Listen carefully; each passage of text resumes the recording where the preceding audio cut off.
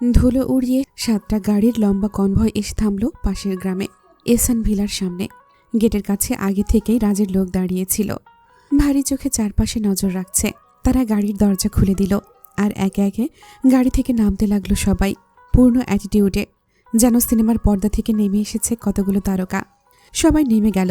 শেষ গাড়ি থেকে নামলো আরফা, গর্জিয়াস ড্রেস, চোখে সানগ্লাস, দেখে মনে হচ্ছিল নায়ক নায়িকাদের মিলন মেলা চলছে। আর কাউকেই যেন একে অপরের চেয়ে কম লাগছে না। আরফাকে মাঝখানে রেখে তারা চারপাশে দাঁড়িয়ে পড়ল সবাই। রিসেপশনে ঢুকতেই অতিথিদের চোখ বড় হয়ে গেল।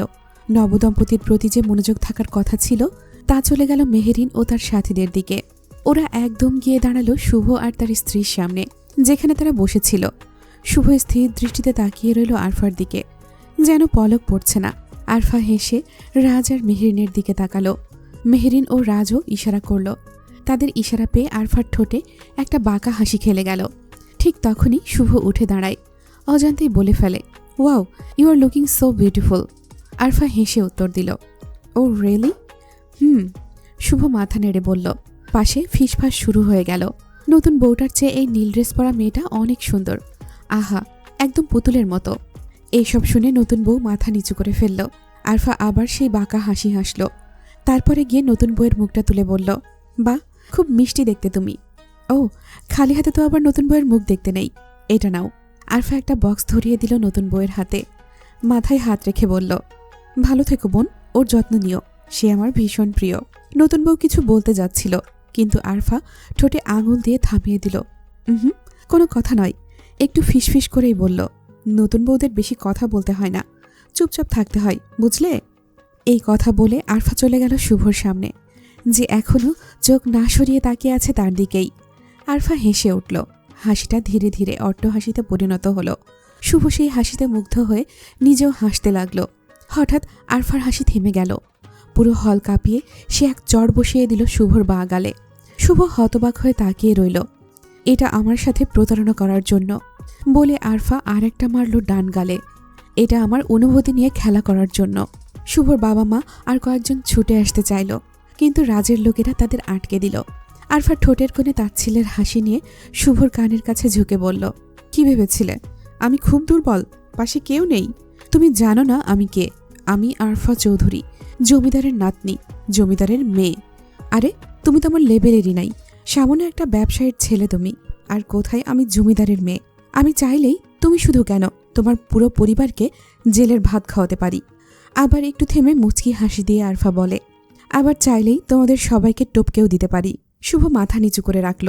আরফা ফিসফিসিয়ে বলল, আর একটা কথা শুনবে? আমি গ্যাংস্টার মিস্টার শিকদারের বোন। এই কথা শুনে শুভর গলা শুকিয়ে গেল। ঠিক তখনই আরফা আরও একটা থাপ্পড় মারল। এরপর বাঁ হাতে ধরা সানগ্লাসটা চোখে পড়ে অ্যাটিটিউডের সাথে চুল পেছনে ছুঁড়ে দিয়ে চলে আসে। পুরো হলের সামনে শুভকে অপমানিত করে। কিন্তু আফসোস, কারো কিছু করার সাধ্য নেই। মেহেরিনরা দৃশ্যটা দেখছিল আর হাসছিল। হঠাৎ এক মেয়ে এসে মেহেরিনের হাত ধরে ফেলল। মেহেরিন তাকাতেই মেয়েটার ঠোঁটে ঠান্ডা হাসি ফুটিয়ে কিছু না বলে ঠাস করে কোল্ড ড্রিঙ্কস ছুঁড়ে মারল মেহেরিনের মুখে। মেহেরিন শান্ত হাসি হেসে পাশে থাকা টিস্যু নিয়ে মুখ মুছে নিল। রাজের ছেলেরা এগিয়ে যেতে চাইল, কিন্তু মেহেরিন হাত তুলে থামিয়ে দিল। মুখ মোছা শেষ করে মেহেরিন বলল, এর কারণ? মেয়েটা চিৎকার করে বলল, যে আমার ভাইকে থাপ্পড় মেরেছে, তুই তার সাথেই এসেছিস, তার মানে তোকে আর তোর সাথীদের জুতা পেটা করব। মেহেরিন বাঁকা হাসল। চুমকি রেগে উঠল, তেড়ে আসতে চায়, তোকে তো আমি। কিন্তু লামিয়া আর রাহি চুমকিকে থামিয়ে দিল। মেহেরিন ধীরে ধীরে মেয়েটির কাছে গিয়ে পাশে থাকা টেবিল থেকে গরুর মাংসের বাটি তুলে নিয়ে ঢেলে দিল তার মাথায়। মাংসের ঝোল চোখ মুখে লাগতেই মেয়েটি চিৎকার করে উঠল। মেহেরিন টিস্যু দিয়ে হাত মুছল। ঝোলের বাটি ধরায় তার হাতেও কিছুটা লেগে গেছে। তারপর পাশে থাকা 2 লিটার 7-আপের বোতল খুলে তার ঢেলে দিল মেয়েটির মাথায়। মেয়েটি পালাতে চাইল। মেহেরিন চুলের মুঠি চেপে ধরে ফিসফিসিয়ে বলল, তোর সাহস দেখে আমি অবাক। আর মানুষ পেলি না লাগার জন্য, শেষে কিনা আমার সাথে লাগতে আসলি। আমি লাগলে পারবি তো? ওই হ্যাডাম আছে তোর? মানুষ পেটানো আমার পেশা ও নেশা দুটোই। মানুষ বুঝে লাগতে আসবি তো? তুই কি জানিস আমি মানুষ মেরে লবণ মরিচ লাগিয়ে দিই? সে যাই হোক, পরের বার কারোর সাথে লাগতে গেলে মানুষ বুঝে লাগবি। সবাই আমার মতো দয়া দেখাবে না। আজ নেহাতি মন ভালো, তাই ছেড়ে দিলাম। এই কথা বলেই মেহেরিন তাকে ছেড়ে দিল। কিন্তু তখনই ভিড়ের মধ্যে থেকে এক ছেলে এগিয়ে এসে ঠাস মেহেরিনকে একটা থাপ্পড় মারল। মেহেরিনকে মারাই মেহের, চুমকি, মেহেবুবা, লামিয়া ও রাহি সবাই ক্ষণিকের জন্য অবাক হয়ে যায়। মেহেরিন কি আর চুপ থাকার মানুষ? প্রথমে ওই মেয়েটাকে ওই ছেলের সামনে আরও 2-4টা থাপ্পড় মারে। যতটুকু বুঝতে পেরেছি এই ছেলেটা ওই মেয়েটার কিছু হয়। এরপর সঙ্গে সঙ্গে 3-4টা থাপ্পড় বসিয়ে দিল সেই ছেলেটার গালে। শুধু তাই নয়, সাথে দিল 2-4টি ঘুষি এবং সবশেষে একদম জায়গা মতো মেন পয়েন্টে একটা কিক। ছেলেটা মাটিতে পড়ে কাতরাতে লাগলো। মেহেরিনের এমন পারফরমেন্সে হাসি ফুটে ওঠে মেহের, রাহি, চুমকি, মেহেবুবা ও লামিয়ার মুখে। ঠিক তখনই রাজ আসে। মেয়েরা কেন বের হচ্ছে না এটা দেখতে এসেছিল, কিন্তু কেন যেন পৌঁছাতে একটু দেরি হয়ে গেল মনে হচ্ছে। মেহেরিনের ঠোঁটে লেগে থাকা রক্ত দেখে রাজের মাথায় আগুন জ্বলে উঠল। তার দৃষ্টি পড়ল মাটিতে পড়ে থাকা ছেলেটার ওপর। এক মুহূর্তে সব বুঝে নিল। ঝড়ের বেগে ঝাঁপিয়ে পড়ল রাজ সেই ছেলেটার ওপর। মুহূর্তেই ছেলেটার বুকের ওপর চেপে বসে একের পর এক ঘুষি মারতে লাগলো। কয়েক সেকেন্ডের মধ্যে ছেলেটার মুখ রক্তাক্ত হয়ে গেল। শ্বাসটাও নেওয়ার সময় পাচ্ছে না ছেলেটা। রাজের হাত থামার নাম নেই। তার চোখে আগুন ঝরছে আর মুখে শুধু একটাই কথা, যে আমার স্ত্রীর গায়ে হাত তুলেছে তার বেঁচে থাকার অধিকার নেই। রাজের মনে পড়ল বিয়ের এতগুলো দিন হয়ে গেছে, সে নিজে কখনো তার স্ত্রীর গায়ে হাত তোলেনি, অথচ আজ এই এক অচেনা ছেলে সেই সাহস দেখিয়েছে। এ হাত না ভাঙা পর্যন্ত তার শান্তি নেই। শুধু হাত না, আজ এই ছেলে বেঁচেও ফিরবে না, সেটা রাজ নিশ্চিত করে ফেলেছে। হৃদ, শান্ত, আরুষ 3জন মিলে অনেক কষ্টে রাজকে টেনে তুলল, কিন্তু তখনও রাজ গর্জে উঠল, ইউ বাস্টার্ড, তোর সাহস কি করে হয় রাজ শিকদারের স্ত্রীর গায়ে হাত তোলার? ঠিক তখনই লাবিব ছুটে আসে আর সবকিছু বুঝতে পেরে ছেলেটাকে লাথি ঘুষি মারতে শুরু করলো। গর্জে উঠে বলে, কুকুরের বাচ্চা, মানুষ চিনিস না? কার গায়ে হাত দিলি ভাবিসনি? জীবনের মায়া নেই তোর? এই বাস্টার্ড, কার গায়ে হাত দিয়েছিস তুই? সাব্বির এসে লাবিবকে জাপটে ধরল আর মেহেবুবা লাবিবকে শান্ত করার চেষ্টা করছে। রাজ বলল সাব্বিরকে, সাব্বির, আমি এই জানোয়ারের বাচ্চাকে গুদামে চাই। ইয়েস স্যার, সাব্বির উত্তর দিল, ইয়েস স্যার। রাজ শেষবারের মতো এক ঝাড়া মারে নিজের শরীরে, যেন ধুলা ঝাড়ল। তারপর মেহেরিনের কাছে গিয়ে তার ঠোঁটের রক্ত মুছে দিল। গর্জে উঠল, ফার্স্ট এড বক্স। রাজের লোক দৌড়ে এসে হাতে ধরিয়ে দিল। সেখানে দাঁড়িয়ে রাজ মেহেরিনের ঠোঁট পরিষ্কার করে একটা ওয়ান টাইম ব্যান্ডেজ লাগিয়ে দিল। মেহেরিন হাসে। চুমকি আর রাহি মুখ ফুসকে বলে ওঠে, হাউ রোম্যান্টিক। সবাই হেসে উঠল, শুধু রাজ আর লাবিব ছাড়া। কয়েক মিনিটের মধ্যে সাব্বির সেই ছেলেটাকে আর তার সাথে আসা সেই মেয়েটাকে তুলে নিয়ে গেল। কেউ কিছু বলার বা করার সাহস পেল না। শুভর বাবা পুলিশ ডাকার ভয় দেখিয়ে নানা রকম কথা বলল। সব শোনার পর রাজ শুধু ঠান্ডা গলায় বলল, তোরা আমার কোন বাল ছিঁড়তে পারিস ছিঁড়ে দেখা। ব্যাপারটা আমার দিকে গেলে আমি ছেড়ে দিতাম, কিন্তু এটা আমার স্ত্রী আর বোনের ব্যাপার, এতে নো কম্প্রোমাইজ। কথাটা বলেই রাজ এক মুহূর্ত দাঁড়ালো না। সবাইকে নিয়ে মাত্র 2 মিনিটের মধ্যে সেই জায়গা ত্যাগ করল। রাজরা চলে গেছে এমনটা ভাবা ভুল হবে। 7টা কালো গাড়ির বহর ধীরে ধীরে গিয়ে থামল এহসান ভিলা থেকে কিছুটা দূরত্বে, যেখানে দাঁড়িয়ে এহসান ভিলার ধ্বংস দেখা যাবে। এমন একটা অবস্থাতেও রাহি আর লামিয়া 2 বোন তর্ক করছে। তর্কের বিষয়বস্তু হলো রাজ এখন কিছু করবে কিনা। রাহি বলছে, এখন কোনো ঝামেলা করবে না। লামিয়া বলছে, এখনই কিছু হবে। ওদের তর্ক চলছে, তবে তাদের বেশিক্ষণ অপেক্ষা করতে হয়নি। কিছুক্ষণের ভেতরেই ঠাস করে একটা ভয়ঙ্কর বিস্ফোরণের শব্দে যেন পুরো এলাকা কেঁপে গেল। মুহূর্তেই রিসেপশন পার্টি হয়ে উঠল মরণবান। বাতাস জমে গেল, নিস্তব্ধতা নেমে এলো। লামিয়া হাততালি দিয়ে বলল, দেখলি, আমি বলেছিলাম না এখনই হবে। রাহি মুখ ভার করে রাজকে বলল, যাও, তোমার জন্য হেরে গেলাম। রাজ 2 বোনের কাণ্ড দেখে হাসে। মেহেরিন ও মেহের একে অপরের দিকে তাকায়। দুজনেই দীর্ঘ নিঃশ্বাস ফেলে, কারণ এমন কিছু হবে তারা আগে থেকেই ভেবেছিল। এর পেছনে যে রাজের হাত আছে তা বোঝা কঠিন নয়। এটা রাজ শিকদারের কাজ। স্বাভাবিকও বটে, যে জায়গায় রাজ শিকদারের স্ত্রীর রক্ত ঝরেছে সেই জায়গা সে জ্বালিয়ে পুড়িয়ে ছারখার করে দেবে, তাতেই তো তার স্বভাব। এটাই স্বাভাবিক নয় কি? ওই জায়গায় একজনও নির্দোষ মানুষ ছিল না। রাজের লোকেরা আগেই সবাইকে বের করে দিয়েছিল, কারণ শুধু মেহেরিনের গায়ে হাত তোলায় নয়, ওই ভিড়ে অনেকেই মেহেরিনের দিকে কুদৃষ্টি দিয়েছিল, বেপরোয়াভাবে তাকিয়েছিল, যার চোখ এড়ায়নি রাজের। তাই রাজের তরফ থেকে সামান্য একটা উপহার তাদের জন্য। রাজের বইয়ের দিকে তাকিয়েছে, আর রাজ তাদের উপহার দেবে না? এটা কি কখনো হয়? বিস্ফোরণের গর্জন থামতেই রাজ আর লাবিবের মুখে ফুটে উঠল পরিপূর্ণ তৃপ্তির হাসি। রাজ ঠোঁটের কোণে ব্যঙ্গ মাখিয়ে সিটি বাজালো। রাজ মনে মনে বলল, আমার স্ত্রীর গায়ে হাত তোলা তো দূর, কেউ যদি তার দিকে চোখ তুলে তাকায় আমি রাজ শিকদার সেই চোখ উপড়ে কুকুরকে খাওয়াবো। সে শুধুই আমার বইয়ের গায়ে হাত দেওয়া, তার দিকে কুদৃষ্টি দেওয়া, তার শাস্তি এর থেকেও ভয়াবহ হবে পরের বার। যে সীমা অতিক্রম করবে সে এই দুনিয়ায় বাঁচার যোগ্য থাকবে না। কিন্তু মুখে বলে, চলো আজ আমরা পার্ক থেকে ঘুরে আসি। এক কথাতে সবাই রাজি হয়ে গেল। তারপর সবাই হৈ হৈ করতে করতে রওনা দিল পার্কের পথে। 7টা গাড়ি ছুটে চলেছে ধুলা উড়িয়ে, তবে মাঝে মাঝে 3টা গাড়ি ছুটেছে একে বেঁকে। কে কার আগে যেতে পারে সেই প্রতিযোগিতাতেই মূলত 3 গাড়ির রেস চলছে। কিছুক্ষণ আগে সবাই যে যার মতো, যার যেই গাড়িতে ইচ্ছে সেই গাড়িতে উঠে বসে পড়েছে। এখন মূলত কার রেস হচ্ছে 3 যুবকের। 3টা গাড়ি ছুটে চলছে দুরন্ত গতিতে। কে কার আগে যেতে পারে তা নিয়ে এক রণক্ষেত্র শুরু হয়ে গেছে। এই 3টি গাড়ির ড্রাইভিং সিটে বসে আছে 3 জন তরুণ, রাজ, লাবিব ও হৃদ। এই রেসের সূত্রপাত ঘটেছে মিনিট 5 আগে, যা এখনও চলমান।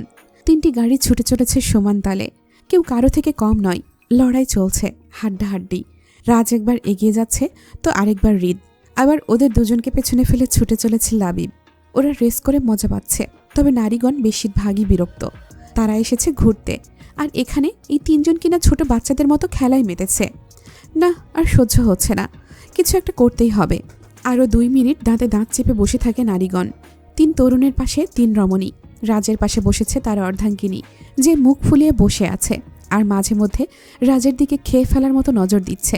রাজ আর চোখে তা দেখলেও কিছু বলছে না। এখন তার স্ত্রী রেগে আছে। এই সময় কিছু বলা মানে গরম তেলে নিজেকে ছেড়ে দিয়ে ফ্রাই করা। রাজ এখন সেটা করতে চায় না।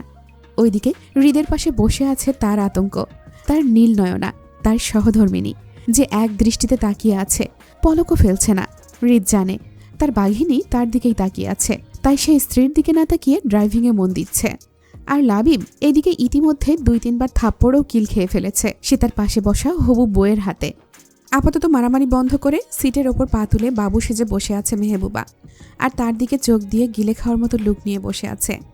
লাবিব জানে তার কপালে এমন মায়ের সারা জীবনই আছে, তাই সে বেহায়ার মতো দাঁত বের করে হাসছে আর ড্রাইভ করছে।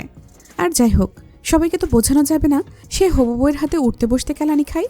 পেছনের গাড়িগুলোতে বাকিরা ওদের মতো আড্ডা দিচ্ছে আর ওদের রেস উপভোগ করছে। রাহি আর আরফা এর মধ্যে খাওয়া দাওয়া শুরু করে দিয়েছে।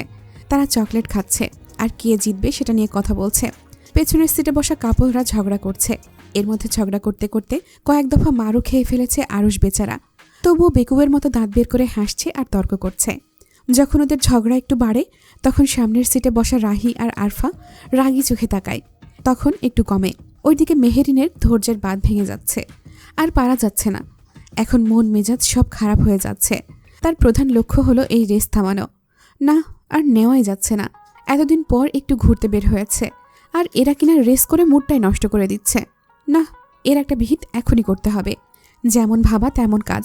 মেহেরিন নিজের ফোন নিয়ে গার্লস গ্রুপে একটা টেক্সট দিল, তারপর বাঁকা হাসল, মনে মনে বলল, যেমন কুকুর তেমন মুগুর না হলে চলবেই না।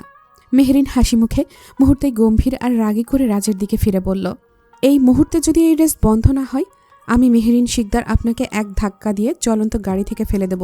বুঝেছেন মিস্টার শিকদার? আমি যা বলি তা করার ক্ষমতা রাখি। স্ত্রীর মুখে এমন অনাকাঙ্ক্ষিত কথা শুনে রাজ সঙ্গে সঙ্গে ব্রেক কষল। চোখগুলো রসগোল্লার মতো গোল গোল হয়ে গেল। তার পাশে বসা তার অতি প্রিয় নারীর দিকে তাকালো, যা দেখে মেহেরিনের পেট ফেটে হাসি পেলেও তা আটকে রাখল। এখন কোনোভাবেই হাসা যাবে না। বাবা, সে যাই হোক, মিস্টার মাফিয়া কিনা তার স্ত্রীর সামান্য একটা হুমকিতেই থেমে গেল। এমন টান টান মুহূর্তে গাড়ি থামানো, অবশ্য থামাবেই না কেন? তার স্ত্রী যা জিনিস, দেখা যাবে সত্যি ধাক্কা মেরে গাড়ি থেকে ফেলে দেবে। তার স্ত্রী, সে তো আর সাধারণ কোনো স্ত্রী নয়। ওইদিকে একই সময় ব্রেক কষল হৃদ, কারণ মেহেরের মুখ থেকে শোনা গেল কিছু অপ্রত্যাশিত কথা, যা শুনে তার ভেতর থেকে বিষম উঠে গেল। দুঃখে কষ্টে হৃদ কাতর চোখে তাকালো পাশে বসা প্রিয়তমার দিকে। গাড়ি থামানোর জন্য মেহের হৃদকে এমন একটা কথা মনে করিয়ে দিল, যা সে আজীবন ভুলতে পারবে না। তার সেই ভয়ানক কথাটি ছিল, এই মুহূর্তে যদি গাড়ি না থামে তবে আমি মেহের তালুকদার সেই বিয়ের দিনের মতো হকি স্টিক দিয়ে পরপর 3টা বাড়ি দিয়ে এই কার রেসের ভূত আপনার মাথা থেকে নামিয়ে দেব। আমার সম্মানিত স্বামী মিস্টার তালুকদার। হৃদের এমন করুণ চাহনি দেখে মেহের বাঁকা হেসে বলল, যেই ঠাকুর যেই ফুলে সন্তুষ্ট, তাকে সেই ফুল দেওয়া উচিত। দাঁড়ান, এখানে কিন্তু শেষ নয়। কি মনে হয় শুধু রাজ আর হৃদ এমন হুমকির মুখোমুখি হয়েছে? ওদের সাথে লাবিব বেচারাও আছে, আর তার তো দশা আরও করুণ। মেহবুবা, যে কিনা মেহেরিন ও মেহেরের বোন, তাদের দুজনের থেকেও এক কাঠি ওপরে। মেহবুবা একই সময় লাবিবকে বলল, তুই যদি এখনই গাড়ি না থামাস তবে জেনে রাখ, আমি মেহবুবা মির্জা তোকে পাশের বাড়ির 50 বছর বয়সী ফুলবানুর মায়ের সাথে বিয়ে দেব, যা তোর 14 গোষ্ঠী কেউ থামাতে পারবে না। সাথে এমন কেলানি দিব যা তুই না পারবি কাউকে দেখাতে, না পারবি সহ্য করতে। এমন ভয়ানক কথা শুনে কি কেউ ঠিক থাকতে পারে? তেমন লাবিবও পারল না। ফলস্বরূপ ব্রেক কষল। সে মেহবুবার দিকে চেয়ে কাঁদো কাঁদো গলায় বলল, তুই আমার বউ না শত্রু? সঙ্গে সঙ্গে মেহবুবা সামনে আসা চুলগুলো ফু দিয়ে উড়িয়ে দিয়ে বলল, দুটোই। ঘটনাটা এমন হলো যে একই সময়ে 3 বোন এমন কথা বলল, আর একই সময়ে 3টা গাড়ি ব্রেক কষল। কি মনে হয় এটা কাকতালীয় কোনো ব্যাপার? আরে না, এটা পুরোপুরি কল্পিত, যার মাস্টার মাইন্ড স্বয়ং মেহেরিন শিকদার। গার্লস গ্রুপে সে বলেছিল, যেইভাবে পারো এই রেস থামাও। আর তারা সবাই জানে তাদের আশিকরা ঠিক কোন কথায় ঘায়েল হয়। সেভাবেই কাজ করেছে, আর তাতে সফলও হয়েছে। মেহেরিন গাড়ির কাঁচ নামিয়ে মাথা বের করে দিল, আর দেখল আগেই সবাই গাড়ি থেকে মাথা বের করে তাকিয়ে আছে তার দিকে। মেহেরিনকে দেখা মাত্রই রাহি, আরফা, চুমকি, লামিয়া বলে উঠল, জিও ম্যাডাম। মেহেরিন হাসল। ওইদিকে রাজ মেহেরিনের দিকে তাকিয়ে একটা দীর্ঘশ্বাস ছাড়ে। মনে মনে বলে, তোর কি দিন আসলো রে রাজ, তোর বউ তোকে থ্রেট দেয়। এরপর রাজ মাথা বের করে দেখে হৃদ আর লাবিবও গাড়ি থামিয়েছে। যা দেখে রাজ হাসে। মেহের আর মেহবুবাকে দেখে মনে মনে বলে, বউ আর শালিকা সব একই রকম হলে যা হয় আর কি। তবে আমার বউ তো ওদের মতো না। আমার বউ আমায় মারলেও ওদের মতো দজ্জালের মতো মারে না। ওই কয়েকটা চড় থাপ্পড় দেয়, এই আর কি। মাঝে মধ্যে বেশি রাগলে 2-1টা লাথিও দেয়, এইটুকুই। এরপর আবার মাথা বের করে হৃদের দিকে তাকিয়ে ঠোঁটের কোণে হাসি এনে ভাবে, আর যাই হোক, ওর মতো তো আর বইয়ের হাতে হকি স্টিকের বাড়ি খেয়ে অজ্ঞান হতে হয়নি। এরপর লাবিবের দিকে তাকিয়ে রাজের ঠোঁটের হাসি চওড়া হয়। মনে মনে বলে, আর যাই হোক, এই বলদের মতো তো আর হবু বইয়ের হাতের ঝাড়ুর বাড়ি খায়নি, উঠতে বসতে অমন কেলানিও খায়নি। সবশেষে আরুষের দিকে তাকিয়ে রাজের ভীষণ মায়া হয়। মনে মনে ভাবে, আহারে বেচারা, তোর কপালে যে কি আছে তা ভেবেই ভয় পাই আমি। তোর কপালে যে জুটেছে সে সবার থেকে ভয়ঙ্কর। এমন সময় আরুষ রাজের দিকে তাকিয়ে দাঁত বের করে হাসে। যা দেখে রাজও হাসে। বিড়বিড় করে বলে, হাসো হাসো, তোমার কপালে যে কি জুটেছে যখন বুঝবে তখন কেঁদেও কুল পাবা না। ও তো সবসময় মামুর সঙ্গে থাকতো। মামু যে ওকে কি কি শিখিয়েছে তা শুধু আল্লাহ আর মামুই জানে। যাকে আমাদের তো আর দোষ দিতে পারবে না, সে নিজেই নিজের পায়ে কুড়াল মেরেছে। ওইদিকে শান্ত একটু চেঁচিয়ে বলে, কি ভাই থামালি যে? রাজ এবার শব্দ করে হেসে দেয়, আবার বিড়বিড় করে বলে, আরে এ যে আরেক বলদ, যাকে দিয়ে তার বউ ওয়াশরুম পরিষ্কার করায়। এইদিকে রাজকে বিড়বিড় করতে দেখে মেহরিন ভ্রুকুচকে বলে, কি হয়েছে? এমন পাগলের মতো হাসছেন, বিড়বিড় করছেন কেন? পাগল হয়ে গেছেন নাকি? পাবনায় রেখে আসবো? রাজ বইয়ের দিকে তাকিয়ে সুন্দর করে হাসে। মনে মনে ভাবে, যে যাই বলুক, ওদের বইয়ের তুলনায় আমার বউ অনেক ভালো। মেহরিন তখনও রাজের দিকেই তেসরা চোখে তাকিয়ে আছে। হঠাৎ রাজ বলে, ভালোবাসি বউ। মেহরিনের ঝটপট উত্তর, মরণ, এসব পেম্পেরিদি সিন্ধুকে রাখুন। ভুলে যাবেন না আপনি এখন 2 বাচ্চার বাপ। রাজের কথাটা মোটেও পছন্দ হলো না। সে তীব্র প্রতিবাদ জানিয়ে বলে উঠল, এটা কেমন কথা বউ? আমি 2 বাচ্চার বাপ হয়েছি বলে কি আমার প্রেম থাকবে না? শোনো বউ, আমার মনে প্রেমের সাগর, বুঝলে? আমার প্রেম কোনো দিন কমবে না। 2 বাচ্চার বাপ কেন, 11 বাচ্চার বাপ হলেও আমি বলবো, বউ ভালোবাসি। এটা কেমন কথা বউ? মেহরিন মুখ ঝামটা দেয়। যা দেখে রাজ হাসে, কারণ সে জানত তার কথার বিপরীতে তার বউ এমনটাই করবে। রাজ সোজা হয়ে বসে গলা খাকারি দিয়ে বলে, এখন বলুন তো ম্যাডাম, এমন ভয়ঙ্কর মাত্রা কথা বলে আমার হার্ট অ্যাটাক করাতে চাওয়ার আসল কারণটা কি? মেহরিন ভ্রুকুচকে তাকায়। রাজ 2 দিকে মাথা নেড়ে বলে, গাড়ি তো আর এমনি এমনি থামাতে বলেননি, এটা আমি জানি। এখন আসল কারণটা বলুন তো, যেন আমি আপনার মন মতো কাজ করতে পারি। মেহরিন হাসে, কিন্তু রাজ দেখার আগেই তা মিলিয়ে যায়। গম্ভীর স্বরে বলে, আমার এখন গাড়িতে ঘুরতে যাওয়ার মুড নেই। মেহরিনের এমন কথায় রাজের কপালে ভাঁজ পড়ে। সে চিন্তিত গলায় বলে, কেন, শরীর খারাপ লাগছে? পানি খাবে? বেশি খারাপ লাগছে? গাড়ি ঘুরিয়ে কি বাড়ি যাব? এগুলো বলতে বলতেই রাজ ইতিমধ্যেই মেহরিনের কপাল, গলা সব চেক করা শেষ। মেহরিন রাজকে এত উতলা হতে দেখে হেসে ফেলে, আর তাকে আশ্বস্ত করে বলে, আরে ধুর, আমার কিছুই হয়নি। আমি বলছি আমার গাড়িতে করে ঘুরতে যাওয়ার মুড নেই। রাজ বলে, তো? মেহরিনের ঝটপট উত্তর, আমি বাইকে করে যাব। রাজ হেসে বলে, ব্যাস এতটুকুই? আগে বলবেন না যে আমার বউয়ের বাইকে করে ঘোরার শখ জেগেছে? কথা বলতে বলতেই ফোনটা বের করে রাজ। তারপর কাউকে SMS করে রাজ মেহরিনকে বলে, জাস্ট 5 মিনিট বউজান, ব্যবস্থা হয়ে যাবে। মেহেরিন খানিকটা অবাক হয়। মাত্র 5 মিনিটে এই মাঝ রাস্তায় বাইক আসবে কোত্থেকে? রাজ ফোনটা জায়গা মতো রেখে বলে, উফ বৌজান, আপনাকে এত ভাবতে হবে না। আপনার বাইকে ঘোরার শখ হয়েছে, আর তা পূরণ হবে না, সেটা ভাবাই তো অন্যায়। আর তার থেকেও বড় কথা, বৌজানের জন্য অসম্ভবকে সম্ভব করাই হলো তার হাজব্যান্ড রাজ শিকদারের কাজ। বুঝলেন ম্যাডাম? মেহেরিন মুখ বাঁকায়, তবে এটা জানে রাজ একবার বলেছে মানে 5 মিনিটে বাইকের ব্যবস্থা হবেই।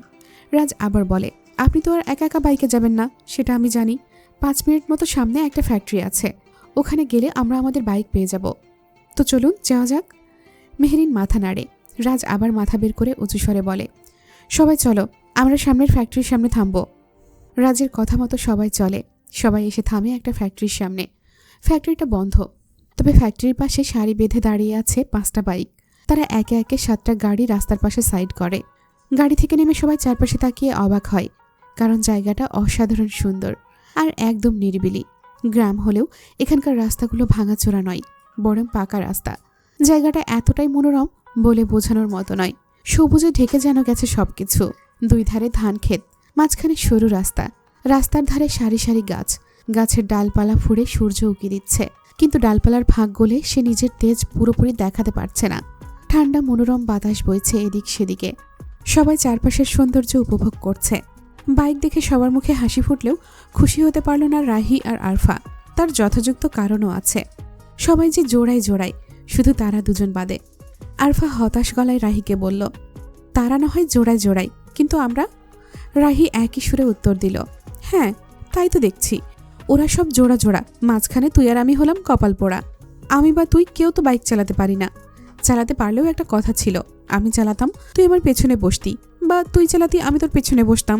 আরফা হতাশ নিঃশ্বাস ছেড়ে বলল, চল আমরা না হয় বাড়ি চলে যাই। বাড়ি চলে যেতে হবে শুনে প্রথমে মনটা খারাপ হলেও মুহূর্তেই মাহিম আর মাহিনের কথা ভেবে খুশি হয়ে যায় দুজন। এই জোড়াগুলোর মাঝে কাবাব মে হাড্ডি হওয়ার চেয়ে বাড়ি গিয়ে মাহিম আর মাহিনের সাথে বকবক করা অনেক ভালো। যেই ভাবা সেই কাজ। রাজ আর হৃদ কথা বলছিল, তখন রাহি গিয়ে 2 ভাইয়ের মাঝখানে দাঁড়িয়ে নাটকীয় ভঙ্গিতে বলল, আমি আপনাদের মাঝে একখানা বক্তব্য রাখতে চাই, যদি অনুগ্রহ করিয়া আপনারা অনুমতি প্রদান করেন। বোনের এমন নাটক দেখে রাজ ও হৃদ একে অপরের দিকে তাকিয়ে হাসে। দুজন 2 দিক থেকে রাহির কাঁধে হাত রাখে, যেন অনেক দিনের বন্ধুকে ধরে আছে। রাহি একবার রাজের দিকে আর একবার হৃদের দিকে তাকায়। সবার দৃষ্টি এখন এই 3 জনের দিকে। সবার মুখে মৃদু হাসির ফোয়ারা। রাহি ভ্রু নাচিয়ে জিজ্ঞেস করে, বলবে কিনা? রাজ ও হৃদ একসাথে বলে ওঠে, অবশ্যই অবশ্যই প্রিন্সেস, বলুন আপনার মহামূল্যবান কথা, আমরা শুনতে প্রস্তুত। ভাইদের এমন আদরমাখা কথা শুনে রাহি হাসে। মাঝে মাঝে সে নিজেকে খুব ভাগ্যবতী মনে করে, এমন একটা ভালো পরিবার পেয়েছে, আর এমন 2 ভাই পেয়েছে যারা কিনা নিজেদের চেয়েও বেশি ভালোবাসে তাকে। ছোট বড় সব ব্যাপারে পাশে থাকে, সব সময় প্রিন্সেসের মতো ট্রিট করে। মাঝে মধ্যে তো ভাইদের আদরে রাহির মনে হয় সে ননির পুতুল। রাহি হেসে মুখটা একটু দুঃখী করে বলে, তোমরা তো সবাই জোড়ায় জোড়ায়, মাঝখানে আমি আর আরফা 2 কপাল পোড়া, তাই আমরা বাড়ি চলে যেতে চাই। আমরা বাপু কাপলদের মাঝখানে কাবাব মে হাড্ডি হতে চাই না। রাজ ও হৃদ রহস্যজনকভাবে একে অপরের দিকে তাকিয়ে হাসে। হৃদ বলে, আমরা সবাই একসাথে এসেছি আর একসাথেই যাব। রাজ ও হৃদের কথায় তালে তাল মেলায়। ওইদিকে পাশে দাঁড়িয়ে থাকা 2 রমণী তারা রাজ আর হৃদের দিকে শকুনি চোখে তাকায়, তারপর একে অপরের দিকে। তারা হয়তো বুঝে গেছে রাজ হৃদের আসল কথার মানে। হঠাৎ রাজ আর হৃদ রাহির কাঁধ থেকে হাত সরিয়ে সোজা হয়ে দাঁড়ায়। ফোন বের করে কাউকে একটা টেক্সট পাঠায়, হয়তো বিপরীত দিকে থাকা লোকটার উত্তর দিল। সেটা দেখে দুজনের মুখে হাসি ফুটে ওঠে। তারপর তারা একসাথে বুকের কাছে থাকা শার্টে ঝুলে থাকা সানগ্লাস তুলে তাতে ফু দিয়ে একই স্টাইলে চোখে পড়ে নেয় এবং একই ভঙ্গিতে ঘড়ি দেখে বলে, আমরা এখানে 20-25 মিনিট আছি। রাজ সবার দিকে তাকিয়ে বলে, যেহেতু আমরা এখানে বেশ কিছুক্ষণ আছি, তাই সবাই এসো, আগে একটু বসি। রাজের কথায় সবাই একটু অবাক হলো। মেহেরিন কিছু বলতে চাচ্ছিল, কিন্তু তার আগেই রাহি বলে উঠল, কিন্তু ভাইয়া এখানে তো বসার কিছু নেই। রাজ রাহির চুলগুলো আলতোভাবে এলোমেলো করে দিয়ে বলে, ভুলে যাচ্ছিস কেন, তোর ভাইয়া তোদের সাথে আছে, কোনো চিন্তা নেই। চাইলে ফ্যাক্টরির ভেতরে বসতে পারিস, বিশ্রামও নিতে পারিস। কথা শেষ হতেই রাহি কাঁদো কাঁদো মুখ করে বলে, ভাইয়া তুমি আমার চুল এলোমেলো করে দিয়ে আমাকে ভূত বানিয়ে দিচ্ছ কেন? রাজ হাসে। মেহেরিন এগিয়ে এসে রাহির চুল ঠিক করে দিয়ে বলে, ছাড় তো, ওকে বলে কোনো লাভ নেই, ও কি বোঝে এই সব? তারপর মেহেরিন ভ্রু কুঁচকে বলে, তার মানে এই ফ্যাক্টরি আপনাদের? রাজ মাথা নাড়ে। সবাই খুশি হয়, একটু বিশ্রাম নিলে ক্ষতি নেই।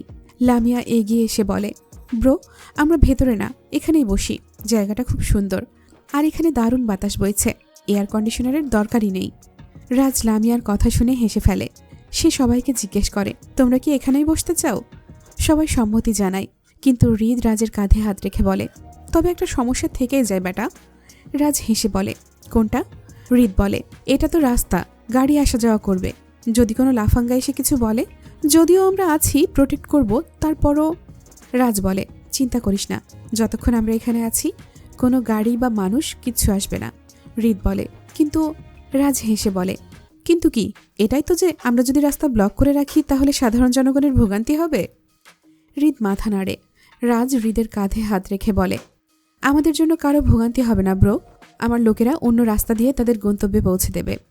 রাজের কথায় সবার মুখে হাসি ফুটে ওঠে। মেহরিন রাজের দিকে তাকিয়ে হাসে, মনে মনে ভাবে, এই মানুষটার নজর সব দিকে, নিজের পরিবারকে সব দিক দিয়ে আগলে রাখার চেষ্টা করে সব সময়। মেহরিনকে রাজের দিকে ওইভাবে তাকিয়ে থাকতে দেখে চুমকি দুষ্টুমি হাসি দিয়ে মেহরিনের বাহুতে ঠেস দিয়ে বলে, এভাবে কি দেখছিস বোন?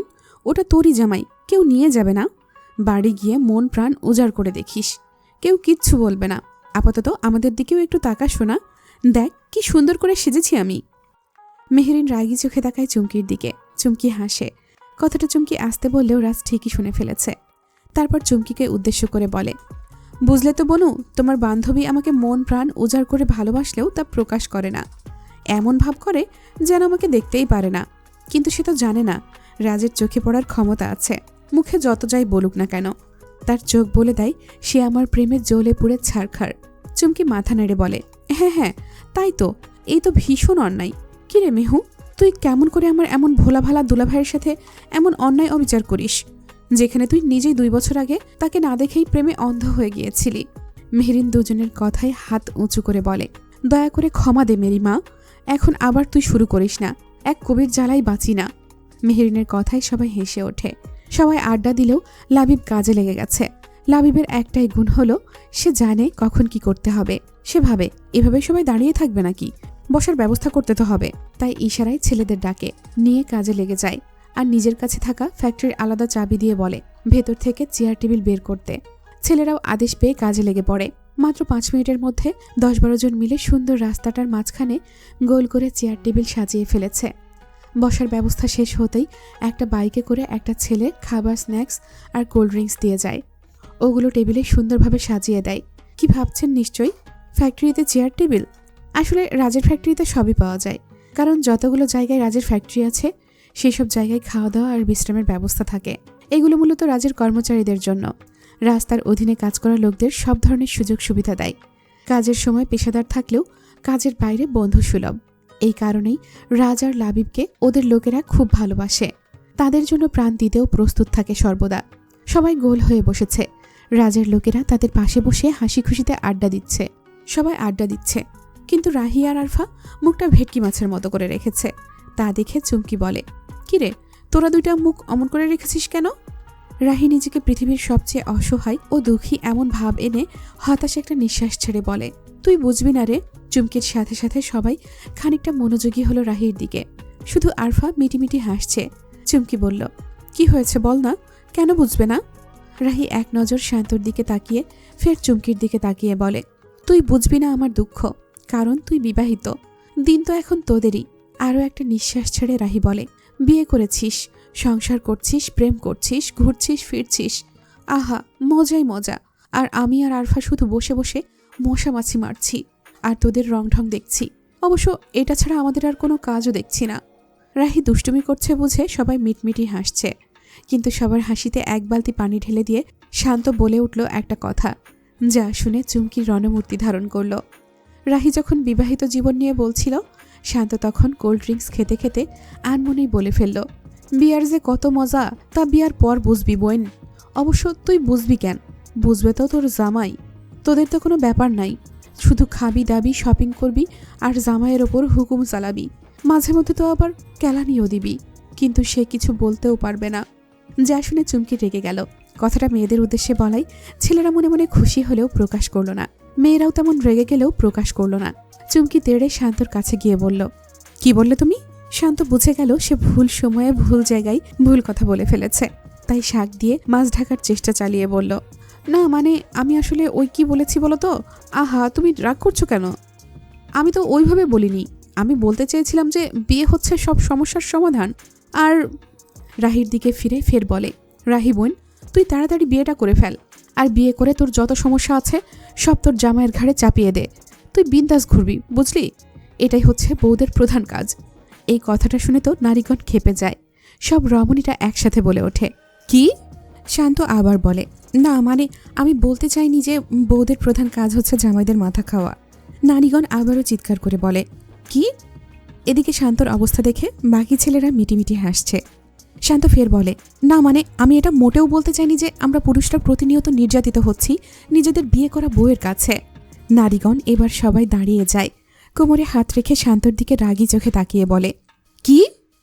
শান্ত দুঃখ নিয়ে বলে, বিশ্বাস করো আমি এগুলো বলতে চাইনি। আমার মুখ ফসকে সব সত্যি কথা বেরিয়ে যাচ্ছে। নারীগণ আবারও একসাথে বলে ওঠে, কি? শান্ত কাঁদো কাঁদো মুখে চুমকির দিকে তাকিয়ে বলে, বউ বিশ্বাস করো আমি মোটেও বলতে চাইনি তুমি স্বামী নির্যাতন করো। ব্যাস, চুমকিকে আর পাইকে সে সোজা গিয়ে রিনা খানের মতো শান্তর কলার ধরে বলে, কি বলে তুমি? আমি স্বামী নির্যাতন করি? শান্ত কিছুক্ষণ চুপ করে রইল। অবশেষে আসন্ন ঘূর্ণিঝড় সে কিভাবে মোকাবেলা করবে সেই উপায় পেয়ে গেল। হঠাৎ হাঁটু গেড়ে বসে পড়ে। প্যান্টের পকেট থেকে একটা রিংয়ের বক্স বের করে চুমকির সামনে ধরে বলে, বউ তুমি রাগ করো না, আমি শুধু তোমাকে একটু রাগিয়ে এটা সারপ্রাইজ দিতে চেয়েছিলাম। আর ব্যাস, চুমকি গলে গেল। সবাই খুব অবাক আর খুশি দুটাই হলো, কিন্তু শুধু হৃদ রাজ লাবিব হাসল, কারণ তারা জানে আসল কাহিনী কি। এদিকে চুমকির তো রাগ গলে পানি হয়ে গেল স্বামীর কাছ থেকে পাওয়া গিফটে। আসলেই নারীগণ বড়ই অদ্ভুত। তবে তাকে একটু বুঝতে পারলেই পুরুষের জীবন সুন্দর হয়। আগুনের লাভার নাই রাগে গজগজ করতে থাকা নারীটিও বরফের মতো শীতল হয়ে যায় প্রিয় মানুষটির একটু যত্নে, একটু আগলে রাখায়, একটুখানি ভালোবাসায়। যেমন চুমকির রাগ নিমেষেই পানি হয়ে গেল স্বামীর কাছ থেকে পাওয়া উপহারে। শুধু রিং নয়, সামান্য একটা ফুল দিলেও এই রাগ গলে যেত। সে যাই হোক, শান্ত নিজের হাতের রিংটা পরিয়ে দিল চুমকির হাতে। সাথে সাথে একটা পুরনো স্মৃতিচারণ হলো। মনে পড়ে গেল সেই মধুর সময় যখন শান্ত চুমকিকে জানিয়েছিল তার মনের কথা, আর চুমকিও সাদরে গ্রহণ করেছিল শান্তকে। ঝগড়া তর্ক সব শেষ। আবার সবাই আড্ডায় মনোযোগ দিল। হাসি মজা আর আড্ডার মাঝে হঠাৎ করেই চুমকি রাজকে জিজ্ঞেস করল, আচ্ছা ভাইয়া তুমি বলো তো আমাদের মেহুকে প্রথম দেখাতে তোমার অনুভূতি ঠিক কেমন ছিল? এটা বলে একটু টিটকারি মেরে চুমকি ফের বলল, আর তার থেকেও বড় কথা, তুমি একজন মাফিয়া হয়ে আমাদের মেহুর মতো একটা সাধারণ মেয়ের প্রেমে পড়লে কিভাবে? কথাটা শুনে মুহূর্তেই সবার দৃষ্টি গিয়ে থামল রাজের পানে। রাজও এক পলক মেহেরিনের দিকে তাকালো, যে তার দিকেই তাকিয়ে আছে। অধীর আগ্রহে অপেক্ষা করছে রাজের জবাবের। রাজের ছেলেরা খানিকটা এগিয়ে এসে কান খাড়া করল তাদের বসের প্রেমের কাহিনী শোনার আগ্রহে। রাজ মেহেরিনের চোখে চোখ রেখে গুনগুন স্বরে উত্তর দিল, তাকে দেখিয়া প্রথম আমার অনুভূতি ছিল কিছুটা এমন, এক পা দুপা করে তুই এলি এই মনে, সে খালি আমাকে ভালোবাসার মানে। এক পা দুপা করে তুই এলি এই মনে, সে খালি আমাকে ভালোবাসার মানে। স্বপ্নে দেখেছি তাকে দু চোখ ভরে। এতটুকু বলে থেমে যায় রাজ। আর তোমার দ্বিতীয় প্রশ্নটা হচ্ছে, আমি একজন মাফিয়া হয়েও কেন আরিয়ানার প্রেমে পড়লাম? তবে জেনে রাখো, তার প্রেমে আমি পড়িনি। তাকে প্রথম দেখায় ভালোবেসেছি। আর সে আমার কাছে কখনোই সাধারণ কেউ নয়। সে আমার ভালোবাসার মানুষ। সে আমার অর্ধাঙ্গিনী। সে আমার দুই রাজপুত্রের জননী। তার থেকেও বড় কথা, সে আমার আরিয়ানা। আর যদি বলো আমি মাফিয়া হয়ে তাকে ভালোবাসার কারণ কি, তবে আমি বলবো, আমি তাকে ভালোবাসার সংজ্ঞা দিতে পারবো না। এতটুকুই বলতে পারি, ভালোবাসা কোনো শব্দ নয়, এটা এক অদৃশ্য স্পর্শ যা হৃদয়ের গভীরে নীরবে জন্ম নেয় আর চোখের জলে রূপ নেয় আনন্দে বা বেদনায়। ভালোবাসা মানে কারো অপেক্ষায় বসে থাকা, প্রিয় মানুষের কথা মনে পড়লে আনমনে ঠোঁটের কোণে হাসি চলে আসা। ভালোবাসা মানে ঝড়ের রাতে প্রিয় মানুষের হাত শক্ত করে ধরা, আর ভোর হলে একই সূর্যের নিচে একসাথে নতুন করে শুরু করা। যত দিন যায় আমরা হয়তো বদলে যাই, কিন্তু ভালোবাসা যদি সত্যি হয় তবে সে থেকে যায় শ্বাসের মতো, হৃদস্পন্দনের মতো, চিরকাল। রাজের উত্তর শুনে চুমকি, রাহি, আরফা আর লামিয়া এবং রাজের বাকি ছেলেরা সবাই একসাথে চিৎকার করে ওঠে। সবার মুখে হাসি বিরাজমান। এবার তীর ঘুরে যায় হৃদের দিকে। চুমকি এবার হৃদকে জিজ্ঞেস করে, আচ্ছা ভাইয়া আপনি কি দেখে মেহেরের প্রেমে পড়লেন? হৃদ মেহেরের দিকে তাকিয়ে হাসে আর কৌতুকের সাথে বলে, আমাদের প্রথম দেখা হয়েছিল টর্নেডোর মতো। ম্যাডাম হাওয়ার বেগে এসে আমাকে গালিগালাজ আর থ্রেট করে চলে গেল। হৃদের কথায় সবাই হেসে দিল। মেহের হৃদের দিকেই তাকিয়েছিল। হৃদের এমন কথাই হয়তো কষ্ট পেল খানিকটা, অভিমানও হলো বোধহয়, তবে কাউকে কিছু বুঝতে দিল না। জোরপূর্বক মুখে হাসি রাখল। বোকা মেহের জানেই না তার হাসির পেছনের অভিমান তার স্বামীর চোখে ধরা পড়ল। মেহেরকে জোরপূর্বক হাসতে দেখে হৃদ মুচকি হেসে বলল, তবে ওই যে কথাই আছে না, প্রেম এমন একটা জিনিস যেখানে মন আমাদের কথা শোনে না কোনো বাধা নিষেধ। প্রেম হয়ে যায় অজান্তেই। প্রেম হচ্ছে একটা রোগ, যে রোগে একবার আক্রান্ত হলে তা ধীরে ধীরে ছড়িয়ে পড়ে মন মস্তিষ্কে। মনের মধ্যে থাকা মানুষটাকে তো ভুলে যাওয়া যায় না, আর যদি সেই মানুষ সারাক্ষণ মস্তিষ্কে কিলবিল করে তখন করণীয় কি বলতে পারো? যাই হোক, প্রথম দেখা আমাদের খুবই ভয়াবহ ছিল। তবে সেই প্রথম দেখাতেই একজোড়া চোখ কেড়ে নিয়ে যায় আমার ঘুম। আমি শুধু ভাবি, আমার মতো স্ট্রং পার্সোনালিটির একজন মানুষের চোখের ঘুম কেড়ে নিয়েছে সেই সর্বনাশা চোখ। ভাবতে পারছো তোমরা কি মাদকতা ছিল সেই চোখ দুটোতে? সেই চোখ দুটো ভুলতে না পেরে যখন বাউন্ডলের মতো ঘুরছিলাম, মন আর চোখ দুটোই যখন তার খোঁজ করছিল, তখনই আবার অনাকাঙ্ক্ষিতভাবে দেখা পেয়ে গেলাম সেই রাগী রাগী নীল চোখের অধিকারিনীর। তার চোখে যেন নীল রঙের সমুদ্র, আর ঢেউয়ের ভেতর লুকানো কোনো নীরব গান। আমি তাকিয়ে থাকি সেই নীল সাগরের পানে, আর সময় থমকে দাঁড়ায় তারই জন্য, যেন কেবল আমাদের জন্যই পৃথিবী থেমে যায়। তার মুখে এক ফোঁটা হাসিতে আমার মনের আকাশে যেন ভোর হয়ে যায়। আমার মন তাতে ডুব দিতে চায়, হয়তো হারিয়ে যেতে চায় তার সেই নীল দিগন্তের গভীরে। আমি জানি শব্দে বেঁধে দেওয়া যায় না ওর ওই রঙকে, তবে জেনে রাখো, আমার ভালোবাসার আরেক নামই তার সেই নীল চোখ। কি বলবো তোমাদের, তাকে দেখা মাত্রই এক ধাক্কা খেলাম। কারেন্টের শক খেলে যেমন হয় আর কি, আমার সারা শরীরে যেন বিদ্যুৎ খেলে গেল। আজ একটা সত্যি কথা বলি, ওই দিন আমি তার পিছু নিয়েছিলাম চুপি চুপি, এবং তার বাড়ি চিনে এসেছিলাম। এরপর যে কতবার ছুটে গিয়েছি তাকে এক নজর দেখার আশায়। মশার কামড় খেয়ে সেই নীল চোখের অধিকারিণীকে আমি দেখতাম, যার রাগ সবসময় থাকতো নাকের ডগায়। তবে সে জানতো না তার এই রাগটাকেই আমি ভালোবাসি। ভালোবাসি তার কথায় কথায় রেগে যাওয়াটা, ভালোবাসি তার হুটহাট তেড়ে আসাটা, ভালোবাসি সেই নীল চোখের অধিকারিণী আমার নীল নয়নাকে, যার সেই সাগরের মতো গভীর দুটো চোখে আমি ভেসে গেছি আরও 2 বছর আগে, যার সেই নীল চোখে আমি দেখেছিলাম আমার সর্বনাশ। সে আর কেউ নয়, এই মুহূর্তে এক বস্তা অভিমান জমিয়ে মুখে মিছে হাসি ধরে রাখার চেষ্টা করছে সে। রাগী মানুষেরা একটু বোকা হয়, কথাটা সত্য। এই যে এক বোকা নারী, যে রাগী ঠিকই, তবে বোকা সে। এটা বোঝে না কোনটা তার মন খোলা হাসি আর কোনটা জোর করে ধরে রাখা হাসি। এর তফাৎ তার স্বামী করতে জানে। আমার বোকা নারী বোঝে না আমি তাকে কতটা ভালোবাসি। আমি হয়তো রাজের মতো সবসময় প্রকাশ করি না আমার ভালোবাসার কথা, তবে তার মানে এটা নয় যে আমি তাকে ভালোবাসি না। তোমরাই বলো, বউয়ের হাতে হকি স্টিকের বাড়ি খেয়েও যে স্বামী বউকে ছাড়তে চায়নি, সে ঠিক কতটা ভালোবাসে তার স্ত্রীকে? এতক্ষণ মুগ্ধ হয়ে সবাই শুনছিল হৃদের কথা, তবে হৃদের শেষের কথায় সবাই অট্ট হাসিতে ফেটে পড়ল। হাসল মেহেরও। মেহেরকে হাসতে দেখে হৃদও হাসল, আর হাসতে হাসতে গুনগুন করে উঠল, আমি দূর হতে তোমাকেই দেখেছি, আর মুগ্ধ এই চোখে চেয়ে দেখেছি। হৃদের গান শেষে সবাই খুশিতে হাততালি দিল। এবার সবাই তাকালো লাবিবের দিকে। সবাইকে নিজের দিকে তাকাতে দেখে লাবিব একটু ভাব নিয়ে 2 হাত তুলে বলল, থাক, বলতে হবে না, জানি তোমরা এখন এটাই বলবে তো আমি এই লেদা বাচ্চার প্রেমে কেমন করে পড়লাম। সবাই হাসে লাবিবের কথায়, তবে মেহবুবা বিড়বিড় করে বলে, বাঁদর। লাবিব হঠাৎ উঠে চলে যায় ফাঁকা একটা জায়গায়, আবার ফিরে এসে মেহবুবার দিকে আঙুল তুলে বলে, এই লেদা বাচ্চা সেই প্রথম দিন থেকেই আমার সাথে পায়ে পা দিয়ে ঝগড়া করছে। শুধু তাই নয়, মারতও। খানিক চুপ থেকে একটু লাজুক হেসে লাবিব ফের বলে, আমি ওর হাতে মার খেতে খেতে ওর প্রেমে পড়ে গেছি। এরপর একটু গম্ভীর হয়ে বলে, যদিও আমি ভালোবাসতাম অনেক আগে থেকেই। ব্রো যখন ভাবিকে দেখত, আমি তখন এই লেদা বাচ্চাকে দেখে ভালোবেসে ফেলেছিলাম। তবে যখন থেকে ওর আশেপাশে আসলাম, তখন থেকেই যেন প্রেমের পোকাটা জীবিত হয়ে উঠল। তবে আজ আমি সবার সামনে একটা কথা বলতে চাই, আর তা হলো, সারা জীবন মার খেতে রাজি, তারপরেও আমার লেদা বাচ্চাকেই লাগবে। সবাই তো হাসতে হাসতে শেষ, আর মেহবুবা রেগে বোম। লামিয়া হাসতে হাসতে বলে, ব্রো, তুমি মেহবুবার প্রেমে পড়ার একটা যৌক্তিক কারণ বলো, অবশ্যই মার খাওয়া বাদে। লাবিব নিজের কলারে টান দিয়ে বলল, অবশ্যই।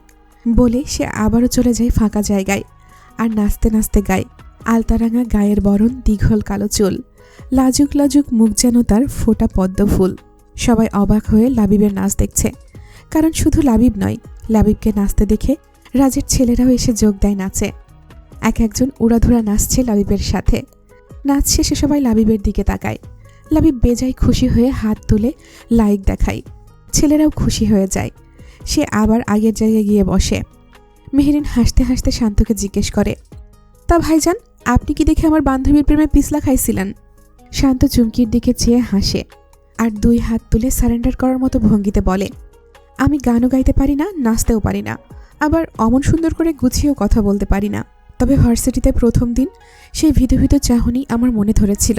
আর নবীনবরণ অনুষ্ঠানের দিন শাড়ি পরা অবস্থায় ম্যাডামকে দেখে তো আমি নিঃশ্বাস আটকে মরেই যাচ্ছিলাম। অল্পের জন্য হার্ট অ্যাটাক হয়নি। শাড়ি পরা অবস্থায় তাকে দেখেই মনে হচ্ছিল তুনে মারি এন্ট্রিয়ার দিল মে বাজে ঘন্টিয়ার। সেই ঘন্টির দোলাতেই সে এখন আমার বউ, আর আমি তার পার্সোনাল কামের বেটা। সবাই হাসে। চুমকি চোখ গরম করে বলে, কি? শান্ত হাসে, চুমকির কাঁধে হাত রেখে বলে, আরে রেগে যাচ্ছ কেন? মজা করলাম। আমি ভালোবেসেছি, বিয়ে করেছি, শেষ। এমন সময় রাজ আর হৃদের ফোন ভাইব্রেট করে। দুজনই ফোন চেক করে আর দুজনের মুখে হাসি ফুটে ওঠে। রাজ বলে, এখন আমরা আমাদের উদ্দেশ্যে রওনা দিই। সবাই একটু উঠে হালকা হাঁটাচলা করে। আর এতক্ষণে রাজের ছেলেরা আবার সব চেয়ার টেবিল ফ্যাক্টরিতে তুলে ফেলেছে, যেন এখানে যারা থাকে তাদের কোনো সমস্যা না হয়। রাহি আবার যায় 2 ভাইয়ের মাঝখানে। রাহি বলে, ভাইয়া আমরা বরং চলে যাই, ওখানে গিয়ে আমাদের কাজ নেই। রাজ কিছু বলতে যাবে এমন সময় একটা বাইকের শব্দে সবাই সামনে তাকায়। দেখে একটা বাইক তীব্র গতিতে ছুটে আসছে এই দিকেই। বাইকটা একদম রাহির সামনে আসে সোজা, যা দেখে রাজ আর হৃদের মুখে সামান্য বিরক্তি ভর করে।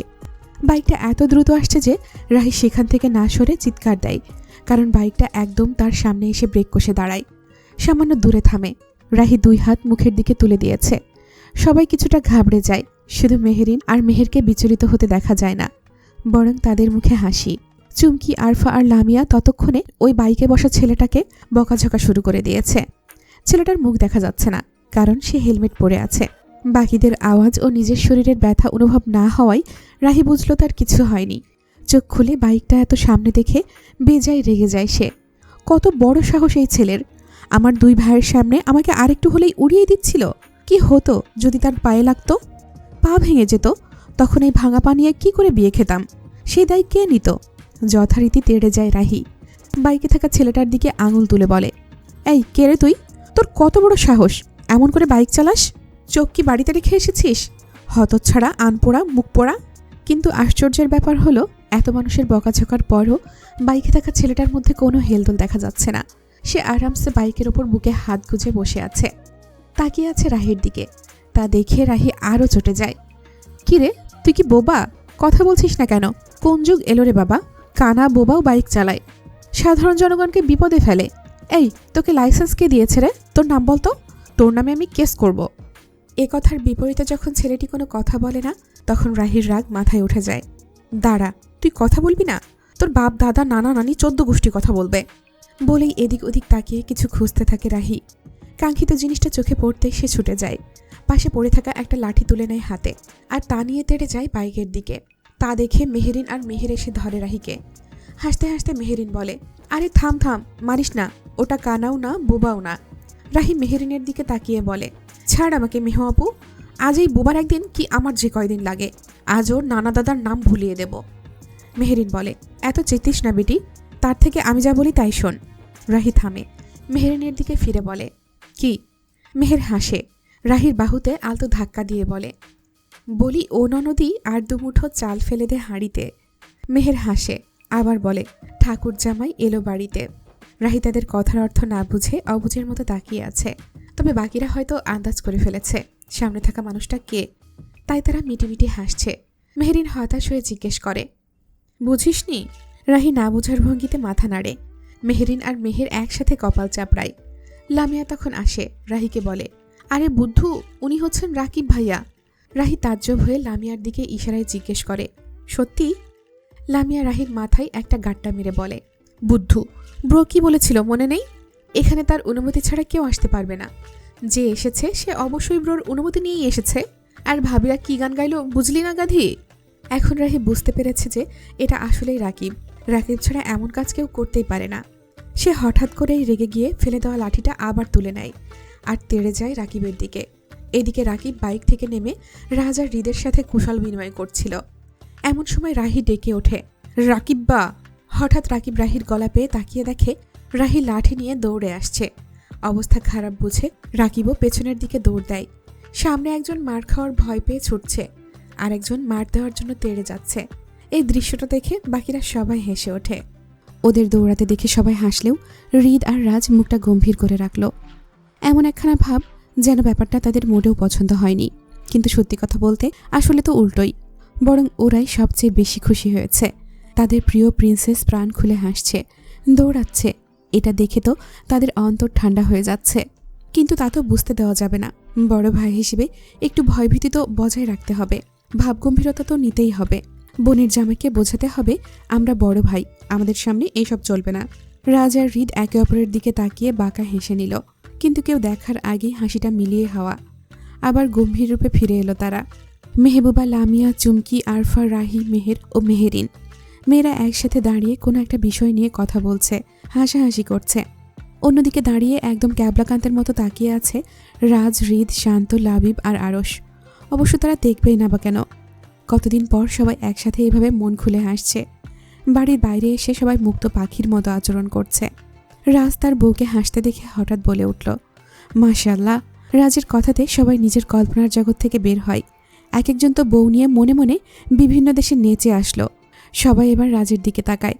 রাস্তা দেখে হাত উঁচু করে মাছি তাড়ানোর মতো করে নাড়িয়ে হুস হুস করতে করতে হেসে হেসে একটু দূরে চলে গেল। এটা দেখে সবাই আবার হেসে উঠল। আর ওইদিকে মেয়েরাও এটা ওটা বলে হাসছিল। চুমকি হাসতে হাসতে বলল, আল্লাহ মালুম আজ রাকিব ভাইয়ের কপালে কি আছে। মেহেরিনও হেসে বলল, কোনো বিপদ নাই, আমি যতটুকু ওদের চিনি রাহি তেড়ে যাবে মারতে, আর রাকিব ভাইয়া সেটাকে কাজে লাগিয়ে একটু প্রেম করবে। মেহেরিনের কথায় সবাই হেসে উঠল। লামিয়া বলল, তোমরা আসল ব্যাপারটা ধরতেই পারোনি। সবাই জিজ্ঞেস করল, কি?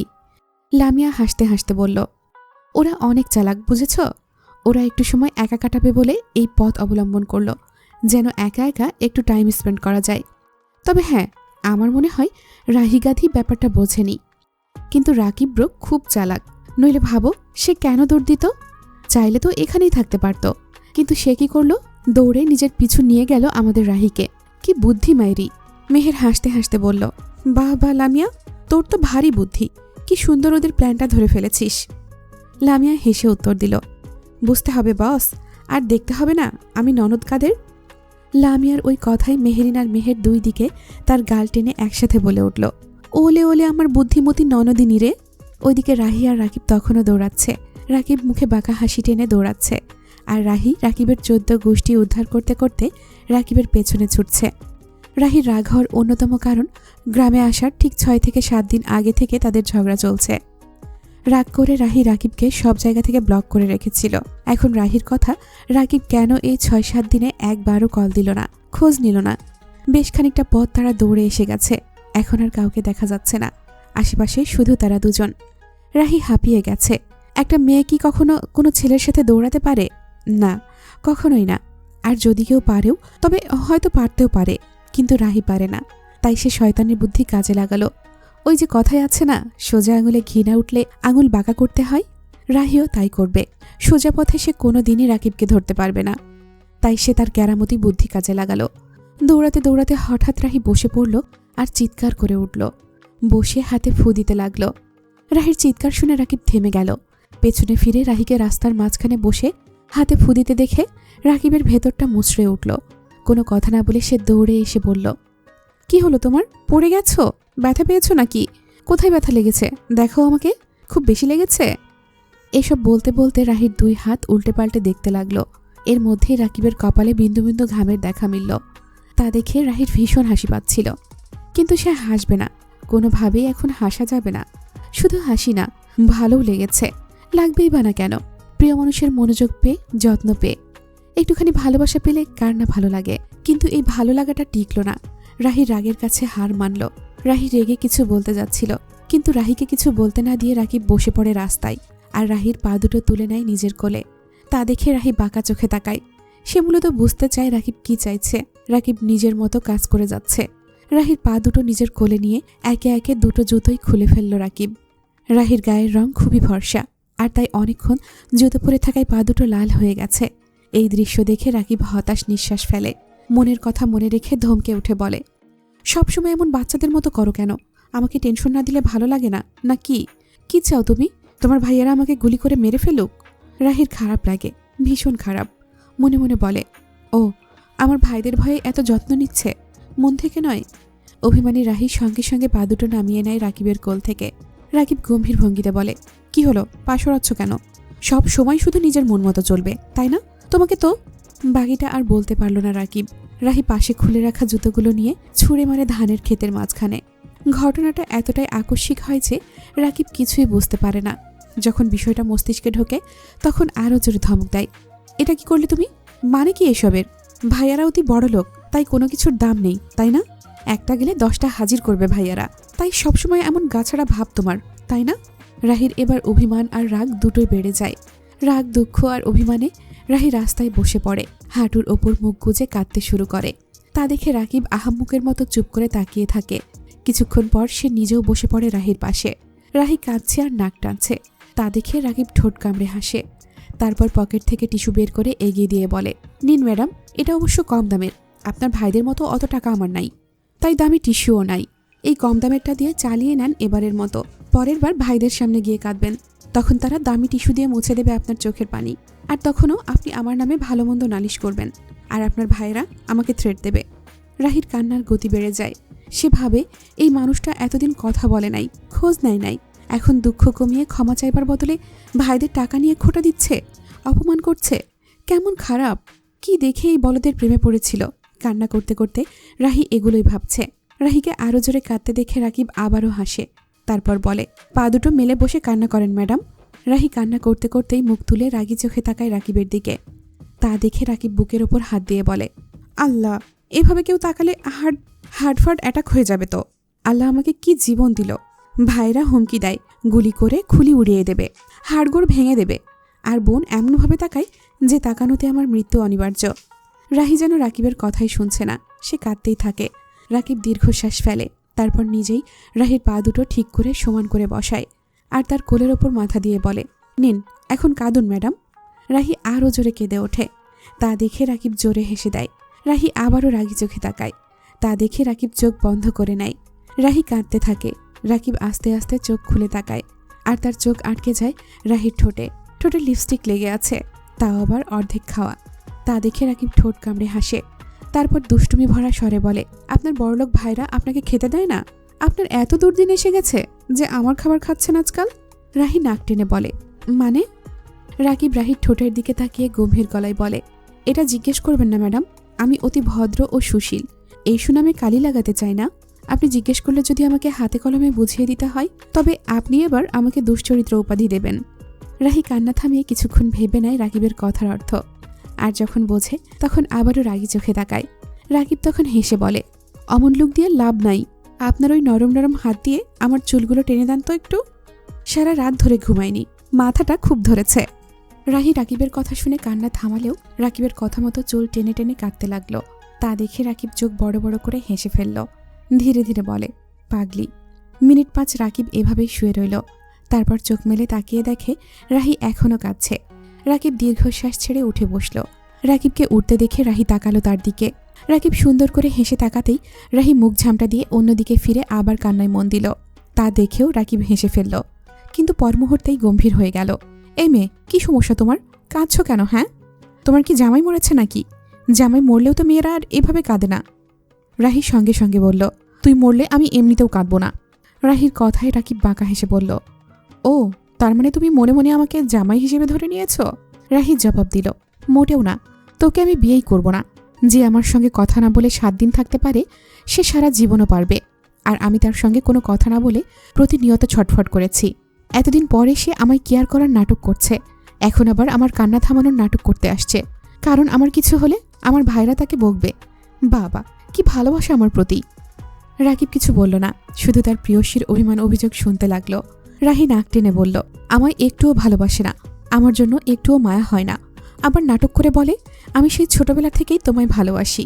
একটু ভালোবাসি না বলে হুদাই সারাক্ষণ পাশের গলির করিম চাচার কুকুরের মতো চেঁচায়। রাকিব রাহির কথাই শুধু মিটিমিটি হাসে। হঠাৎ রাহি রাকিবের দিকে আঙুল তুলে বলল, তোর থেকে বেশি আমায় ওই শাকিল নামের ছেলেটা ভালোবাসে। রোজ আমায় এক নজর দেখার জন্য ওই গাছে উঠে উকি দেয়, ফুচকাওয়ালা মামাকে পাঠায়। তোর তো কোনো হেলদোলি নাই আমায় নিয়ে। কিন্তু ওই শাকিল রোজ 3 বেলা বিভিন্ন আইডি থেকে SMS দিয়ে জিজ্ঞেস করে আমি খেয়েছি কিনা, তুই আমায়। তার কথা শেষ হওয়ার আগেই ঠাস করে একটা শক্তপোক্ত হাতের চড় এসে পড়ল রাহির বাগালে। রাহি গালে হাত দিয়ে সামনে তাকিয়ে কিছু বলতে যাবে, কিন্তু রাকিবের লাল লাল চোখ দেখে আর কিছুই বলতে পারল না। মাথা নিচু করে আবার কান্না শুরু করল। রাকিব চেঁচিয়ে জিজ্ঞেস করল, কে এ শাকিল? হ্যাঁ, কবে থেকে তোর পিছু নিচ্ছে? তোর ভাইদের বলিসনি কেন? কি রে, কথা কানে যায় না? বল কবে থেকে? রাহিও চেঁচিয়ে উঠল, বলবো না তোকে। রাকিব আর নিজেকে ধরে রাখতে পারল না। রাহির গলা চেপে ধরে বলল, নিজের ভালো চাইলে তেজ দেখানো বন্ধ করে ভালোই ভালোই বল কে এই শাকিল। আমার ধৈর্যের পরীক্ষা নিস না। তোর ব্যাপারে আমার এক বিন্দুও ধৈর্য নেই। এখনই বল, নয়তো এখানেই মেরে পুঁতে ফেলবো। তোর 2 ভাই আমার কি করবে সেই পরোয়া আমি করি না। বল বল, কবে থেকে ওই ছেলে পিছু নিয়েছে? তোর 2 ভাই কি করে? ওদের এত লোক থেকে কি লাভ যদি তোকে নিরাপত্তা দিতে না পারে? এমনি সময় তো মুখ আর হাত ভালোই চালাতে পারে। ওই ছেলেকে কষিয়ে দুটো দিতে পারতে না? রাহি কিছু বলল না, কাঁদলও না, শুধু স্থির চোখে তাকিয়ে রইল রাকিবের দিকে। রাকিব এবার রাহির গাল ছেড়ে বাহু শক্ত করে চেপে ধরল। দেখো, রাগিও না, বলো কবে থেকে হচ্ছে এইসব? তুমি কেন জানাওনি আমায়? রাহি বাঁকাভাবে জবাব দিল, মানুষকে কিভাবে জানাবো? সে আমার সঙ্গে যোগাযোগ করেনি আজ 7 দিন হলো। রাকিব পাশে থাকা একটা গাছের গুঁড়িতে ঘুষি মেরে বলল, কি দিয়ে যোগাযোগ করব? হ্যাঁ, মেসেঞ্জার, হোয়াটসঅ্যাপ, ইনস্টাগ্রাম, সিম সব জায়গা থেকে আমাকে ব্লক করে রেখেছ। তখন কি আমি তোমাকে ইউটিউবে গিয়ে কল দিতাম? রাহি মুখ অন্যদিকে ঘুরিয়ে বলল, দেখাও করতে পারতো মানুষ।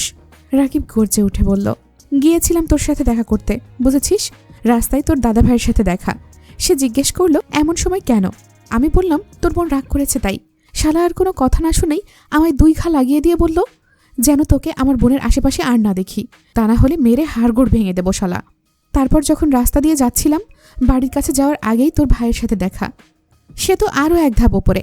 আমায় দেখে বলল, আমার বোনের রাগ ভাঙাতে চাচ্ছ নাকি? আমি বললাম হ্যাঁ, ওই আর কি।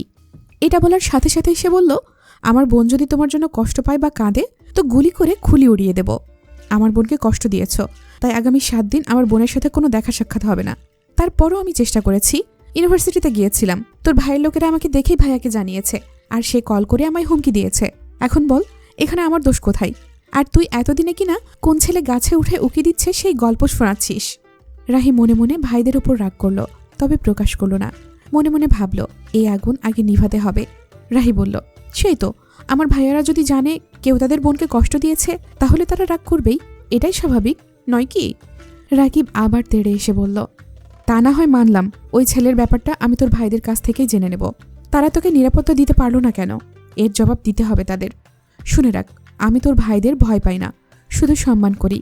রাকিব আর কিছু না বলে রাহির হাত ধরে টেনে নিয়ে যেতে থাকে।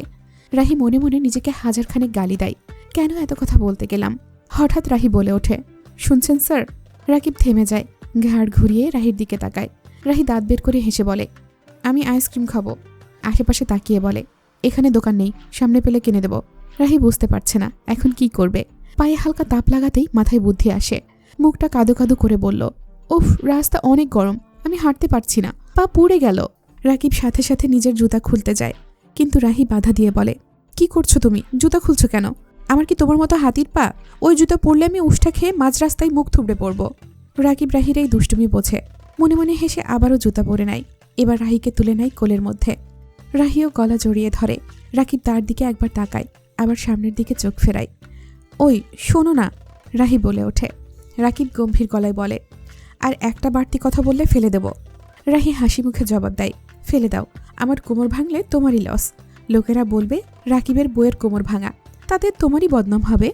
রাকিব বিড়বিড় করে বলল, নাটকবাজ। রাহি শোনেও শোনেনি এমন ভান করে বলল, আসলে শাকিল হচ্ছে একটা কল্পনা।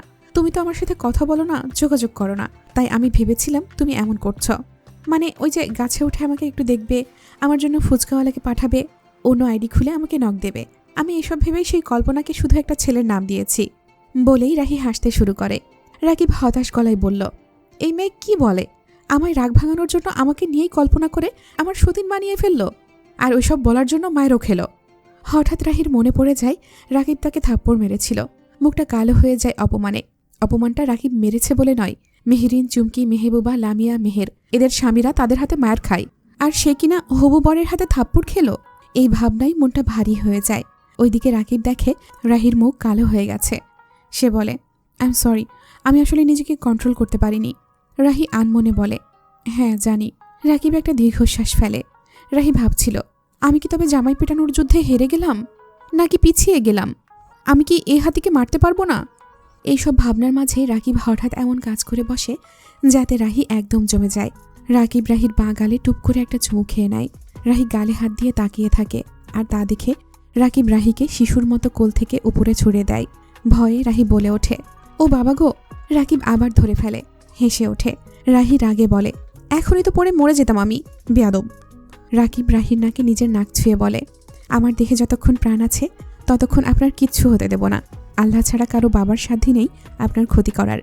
রাহি মুখ বাঁকায়, রাকিব হাসে। রাহি শক্ত করে রাকিবের গলা জড়িয়ে ধরে থাকে। তা দেখে রাকিব দুষ্টু কিছু কথা বলে, যা শুনে রাহির কানের কাছে যেন গরম হাওয়া বের হয়। লজ্জায় রাহি রাকিবের বুকে মুখ লুকিয়ে ফেলে। রাকিব হেসে বলে, যার কথায় লজ্জা পাও, লজ্জার হাত থেকে বাঁচতে আবার তার বুকেই মুখ লুকাও, বাবা। রাহি এক হাতে কিল মারে রাকিবের বুকে। রাকিব হাসতেই থাকে। এরপর সে পা বাড়ায় সবার কাছে যাওয়ার জন্য। যেতে যেতে আবার গান ধরে, আমার গরুর গাড়িতে বউ সাজিয়ে যাব তোমায় শ্বশুর বাড়ি নিয়ে। রাহি রাকিবের বুকে মুখ গুজে গলা জড়িয়ে থাকে। ওইদিকে বাকিরা যাবার জন্য প্রস্তুতি নিচ্ছে। রাহিকে রাকিবের কোলে দেখে সবাই মুখ টিপে হাসছে। মেহেরিন টিটকারি করে বলে উঠল, তা কি গো নন্দাই, আপনি গেলেন দৌড়ানি খেয়ে আর ফিরলেন আমার ননদিনীকে কোলে নিয়ে, ব্যাপার কি? এর মধ্যে মেহের এসে বলে, আরে বুঝিস না, ননদিনীর মায়ের ওভারডোজ খেয়েছে, আর সেই ওভারডোজ যে দিয়েছে সে এখন দুর্বল, তাই তো কোলে নিয়ে আসতে হলো, তাই না? হেসে উঠল সবাই। রাকিবও কম যায় না। এদিক ওদিক তাকিয়ে দেখে রাজ, হৃদ, লাবিব কেউ নেই। সুযোগ বুঝে সেও বলে ফেলে, আসলে কি যে বলবো ভাবিগণ, আপনাদের ননদিনীর তো ভিটামিন প্রেমের অভাবে ভুগছিল। আমি তো আবার খুব দয়ালু, কাউকে তো অসুস্থ হতে দিতে পারি না, তাই একটু ভিটামিন প্রেম দিলাম। মনে হয় ওভারডোজ হয়ে গেছে, যা আপনার অতি নাজুক ননদিনীর সহ্য হলো না, তাই অতিরিক্ত ভিটামিন সেবনের কারণে অসুস্থ বোধ করছিল, তাই আমি কোলে করে নিয়ে এলাম, এই আর কি। রাকিবের কথা শুনে সবাই হেসে দিল, আর রাহি ধুম করে একটা কিল বসিয়ে দিল আর নেমে গেল রাকিবের কোল থেকে। সাফাই দিয়ে বলল, আরে না না, ওসব বাজে কথা। আসলে আমি রাগে জুতা ধান খেতে ছুঁড়ে মেরেছিলাম, আর রাস্তাও অনেক গরম ছিল, তাই ও আমাকে কোলে করে এনেছে, এই আর কি। রাহির কথার বিপরীতে সবাই বলে উঠল, ও। রাকিব রাহিকে রাগাতে বলল, শুধু কোলে করে নিয়ে এসেছি নাকি, সাথে তো। এতটুকু বলতেই রাহি রাকিবের পেটে কুনোই দিয়ে একটা গুতা মারল। রাকিব হেসে ফেলল, সাথে বাকিরাও। চুমকি বলে উঠল, আচ্ছা থাক, আমরা বুঝে গেছি তোমরা প্রেম প্রেম খেলতে এসেছ। সে যাকগে, এখন চলো আমরা রওনা দিই। রাহি এগিয়ে গেল গাড়ির দিকে। গাড়িতে বাড়তি জুতা আছে। এতক্ষণে রাজ, হৃদ আর লাবিও এসে গেছে। তারা আসলে কোথায় গিয়েছিল কেউ জানে না। রাজ সবাইকে তাড়া দেয়, চলো চলো এখন যাওয়া যাক। সবাই তাদের পার্টনার নিয়ে রেডি। আর আরফা রাজের কাছে এসে বলে, ভাইয়া আমি বাড়ি চলে যাই, আমার ভালো লাগছে না। আর তোমরা তো সবাই জোড়ায় জোড়ায়, আমি সেখানে গিয়ে কি করব? এতক্ষণ না হয় রাহি ছিল, এখন তো তারও জোড়া চলে এসেছে। আমি একা যাব না, আর আমি বাইক চালাতেও পারি না, আমি কার সাথে যাব? এমন সময় কেউ একজন বলে ওঠে, আপনার যদি আপত্তি না থাকে তবে আপনি আমার সাথে যেতে পারেন ম্যাডাম। সবাই পেছনে ফিরে তাকায়। সামনে দাঁড়ানো লোকটাকে দেখে রাজ আর মেহরিনের মুখে ফুটে ওঠে বাঁকা হাসি। আরফা অবাক হয়ে বলে, আপনি এখানে? সামনের লোকটি মৃদু হেসে বলে, জি, আমিও আপনাদের সঙ্গেই যাচ্ছি। এরই মধ্যে লামিয়ার গলা পাওয়া গেল, হে জীবন রো, তুমি আসবা কেউ বলল না তো? What a pleasant surprise. Jibon লামিয়ার চুল এলোমেলো করে দিয়ে বলে, অনেকদিন দেখা সাক্ষাৎ হয়নি, তাই চলে এলাম। আর কদিন পর তো আমার বোনুর বিয়ে, না এসে পারি, তাই তো তাড়াতাড়ি চলে এলাম। লামিয়া হেসে আবার বলে, ইয়েস অফকোর্স, কিন্তু দেশে কবে আসছো? জীবন বলে, দেশে এসেছি কালকে, আর আজ আমি তোমাদের সামনে। লামিয়া আবার বলে, কাউসার ব্রো আসেনি? জীবন বলে, না রে, ও আসবে আরও 3 দিন পরে। ও আচ্ছা, সে যাই হোক, তুমি আসায় আমি খুব খুশি হয়েছি, বলে লামিয়া। জীবন এক নজর তাকায় আরফার দিকে, তারপর এগিয়ে যায় সবার সামনে। প্রথমে লাবিবকে জড়িয়ে ধরে বলে, কংগ্রাটস ব্রো। লাবিবও হেসে জড়িয়ে বলে, thanks bro, all the best. Jibon হেসে আবারও সবার সাথে কুশল বিনিময় করে। শেষে রাজের কাছে এসে রাজের পেটে ঘুষি মেরে বলে, হাই দোস্ত, what's up, after a long time. রাজও জীবনের পেটে একটা মেরে বলে, ইয়েস ব্রো। ওদের এই মারামারি দেখে মেহেরিন বলে, আপনারা এমন জীবজন্তুর মতো মারামারি করছেন কেন? রাজ কিছু বলার আগেই জীবন বলে ওঠে, ওগুলো ভালোবাসা ভাবি। মেহেরিন মাথা নেড়ে বলে, আহা, কত যে ভালোবাসার ধরন দেখি, আর কি কি যে দেখব জীবনে আল্লাহ মালুম। রাজ আর জীবন দুজনেই হেসে ওঠে। জীবন ফের বলে, আসসালামু আলাইকুম ভাবি, কেমন আছেন? মেহেরিন সালাম দিয়ে বলে, আলহামদুলিল্লাহ ভালো আছি, আপনি? জীবন পেছনে তাকিয়ে বলে, আল্লাহ যেমন রেখেছে। মেহেরিন হেসেই বলে, ভালো থাকা না থাকা কিন্তু আমাদের হাতে, চাইলে একটু পরিশ্রম করে নিজেরাই ভালো থাকতে পারি। জীবন মাথা চুলকে বলে, পরিশ্রম করার জন্যই তো মালয়েশিয়া থেকে এত দূর বাংলাদেশে আসা। ওদের কথার রহস্য কেউ না বুঝলেও মেহের কিছুটা আন্দাজ করতে পারে। সবাই কুশল বিনিময় শেষ করে যাওয়ার জন্য প্রস্তুত হয়। তবে আরফা দাঁড়িয়ে থাকে। সেটা দেখে মেহেরিন ওর কাছে যায় আর বলে, কি হয়েছে আরফু? আরফা বলে, আমার না যেতে ইচ্ছে করছে না মেহু আপু, তোরা যা, আমি না হয় বাড়ি চলে যাই। মেহেরিন ওকে থামিয়ে দিয়ে বলে, আমরা সবাই একসাথে এসেছি আর যাবও একসাথে। আরফা কিছু বলতে চাইলে মেহেরিন বোঝায়, তুই জীবন ভাইকে চিনিস, সামান্য বাইকে উঠবি, অস্বস্তি হলে মনে করবি তুই কোনো রাইডারের সাথে শেয়ার করছিস। আর তোর কি মনে হয় জীবন ভাইয়া ভালো মানুষ না? ভালো মানুষ না হলে তোর ভাইয়া তোকে তার সাথে পাঠাতে রাজি হতো? আর তারপরও যদি তোর কিছু মনে হয় সঙ্গে সঙ্গে আমাকে কল দিবি। আরফা মাথা নেড়ে রাজি হয়। মেহেরিন যখন আরফাকে বুঝিয়ে দিচ্ছিল তখন জীবন ওদের দিকে তাকিয়ে হাসে। জীবন বলে, ম্যাডাম, আপনার অনুমতি পেলে আমরাও যাই। আরফা মাথা নেড়ে উঠে বসে, তবে জীবনকে না ধরে পেছনে ধরে থাকে। জীবন সেটা দেখে বাঁকা হাসে। জীবন সামনের দিকে দেয় এক টান, আর সাথে সাথে আরফা পড়ে যায় জীবনের পিঠে। জীবন হেসে বলে, ম্যাডাম, আমার শরীরে ময়লা লেগে নেই, আসার 1 ঘন্টা আগে শাওয়ার নিয়ে এসেছি, তাও আবার ডেটল সাবান দিয়ে। জীবনের কথা শুনে আরফা না চাইতেও হেসে দেয়। আর সেই হাসিতেই কেউ আবার ঘায়েল হয়। যে হাসির মায়ায় পড়েছিল 2 বছর আগে, তা যেন আবার নড়ে ওঠে। জীবন বলে, ম্যাডাম। আরফা জবাব দেয়, ধরে বসুন। আরফা কাঁপা কাঁপা হাতে জীবনের কাঁধে হাত রাখে। সাথে সাথে জীবনের শরীরে এক ঝাঁকি লাগে। আরফাও তা উপলব্ধি করে। আরফা চিন্তিত কণ্ঠে বলে, কি হলো, আপনি কি অসুস্থ? জীবন কাঁধে রাখা আরফার হাতের দিকে এক নজর তাকিয়ে বলে, না ম্যাডাম, না চাইতেও অনেক কিছু পেয়ে গেলে যা হয় আর কি। সে যাই হোক, আপনি আমাকে ধরে বসুন, আমরা এখন উড়াল দেব। আরফা ধরে বসে। আর জীবন বাইক চালাচ্ছে এত জোরে যে আরফা কাঁধ থেকে হাত সরিয়ে পেছন থেকে শক্ত করে জড়িয়ে ধরে রেখেছে। জীবন মনের আনন্দে ছুটে চলছে। ব্যাপারখানা দেখতে বেশ সুন্দর লাগছে। 7টি বাইকে 7 জোড়া কাপল, আর তাদের পেছনে 7টি গাড়ি। পুরো রাস্তার উপর যেন তাদেরই আধিপত্য। বাইকারদের পেছনে ছুটে চলছে গাড়িগুলো। রাস্তার মানুষজন দেখছে, অনেকেই ভাবছে হয়তো কোনো নেতাফেতা হবে। যাই হোক, প্রায় 30-40 মিনিটের মধ্যে তারা তাদের গন্তব্যে পৌঁছে গেল। জায়গাটা একেবারে রিসোর্টের মতো, নিরিবিলি, কোলাহল মুক্ত। আশেপাশে অনেক মানুষ ঘুরছে, ছবি তুলছে, আড্ডা দিচ্ছে। তবে তেমন সারা শব্দ নেই। দুপুর 2:50 বাজে, তাই সবারই বেশ খিদে পেয়ে গেছে। সবাই একটু এদিক ওদিক ঘুরতে গেল। আর রাজ হৃদ গেল খাবারের অর্ডার দিতে। ছেলেরা গেল হালকা হতে। মেয়েরা সবাই গল্প করছে, হাঁটছে। হঠাৎ মেহেরিনের চোখ পড়ল দূরে, যেখানে একটা লোক একটা বাচ্চাকে মারছে। বাচ্চাটার বয়স হবে 12 থেকে 13। হাতে কোল্ড ড্রিঙ্কসের ট্রে। লোকটা কি যেন বলছে আর মারছে। বাচ্চাটা কাঁদছে। মেহেরিন সবাইকে বলে উঠল, তোমরা দাঁড়াও, আমি আসছি। বলে সোজা ছুটে গেল বাচ্চাটা আর লোকটার দিকে।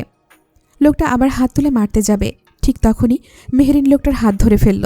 লোকটা ক্ষেপে উঠল, ঘুরতে এসেছেন ঘুরুন, ফিরুন, খান, আর চলে যান, আমার কাজে বাধা দেবেন না।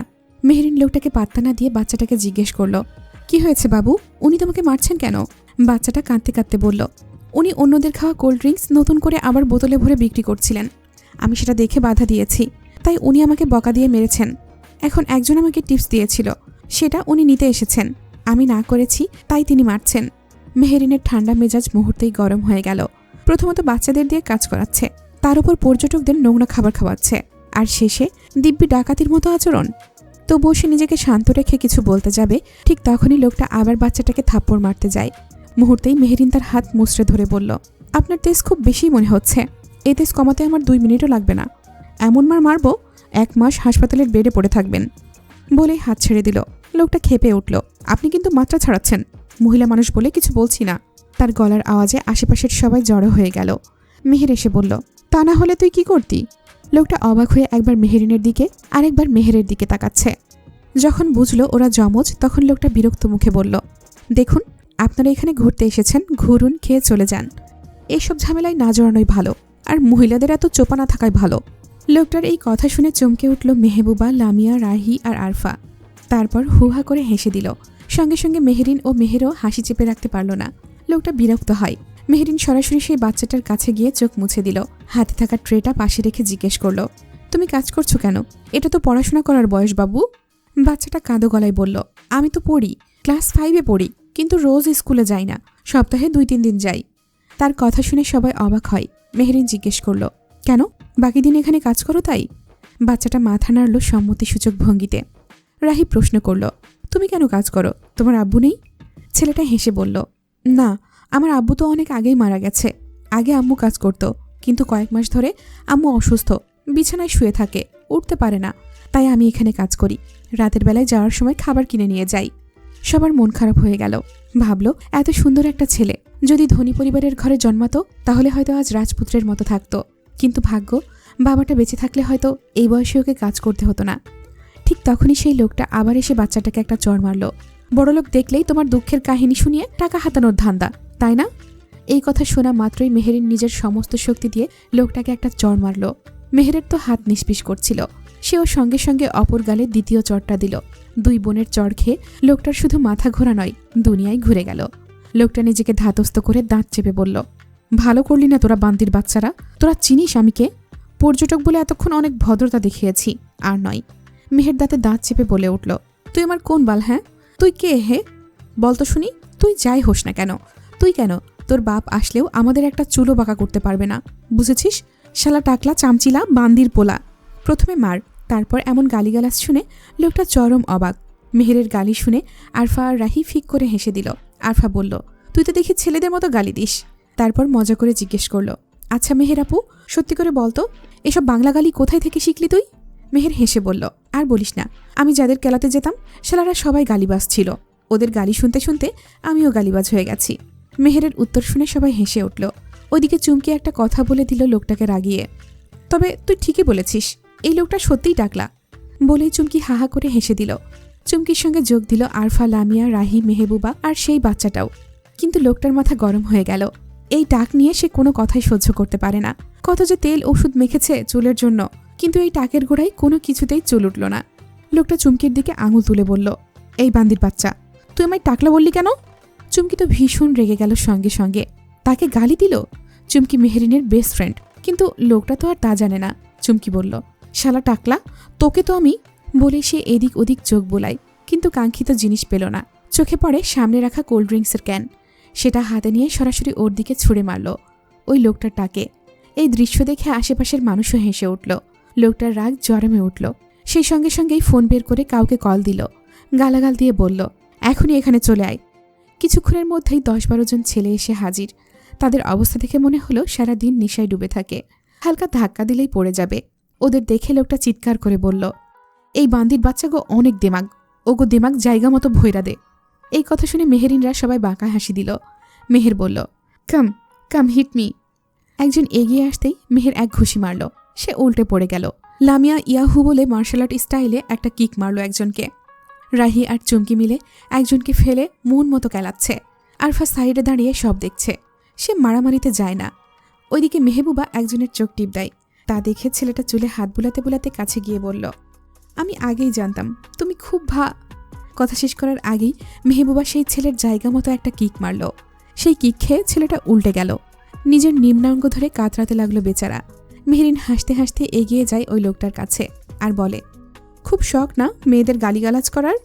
এই কথা বলেই লোকটার কণ্ঠনালীতে একটা ঘুষি মারে। তারপর গালে ও পেটে কয়েকটা ঘা লাগায়। সব শেষে মেন জায়গায় একটা লাথি দিতেই লোকটা কাতরাতে কাতরাতে পড়ে যায় নিচে। ওইদিকে একজন তেড়ে আসে মেহেরিনকে মারতে। সেটা দেখে বাচ্চাটা চিৎকার দিয়ে বলে, আপামনি আপনার পেছনে। মেহেরিনও পিছনে ফিরে তাকায় আর তেড়ে আসা লোকটিকে ধরে ইচ্ছে মতো কয়েকটা ঘা বসিয়ে দেয়। মেহেরিন ঘুরে ঘুরে মারছে, আর তা বাংলাদেশ থেকে অনেক দূরে অন্য এক দেশে। অন্ধকার ঘরে পায়ের ওপর পাতুলে বসে ওয়াল ঘেঁষে এক বিশাল টিভিতে দেখছে এক লোক। ঠোঁটের কোণে হালকা হাসি। হঠাৎ গম্ভীর গলায় বলল সে, আহা, তোমায় যতই দেখি ততই প্রেমে পড়ি। একজন মানুষ ঠিক কতভাবে আকর্ষণ করতে পারে বলো তো? কেউ দেখে বুঝতেই পারবে না তুমি 2 বাচ্চার মা।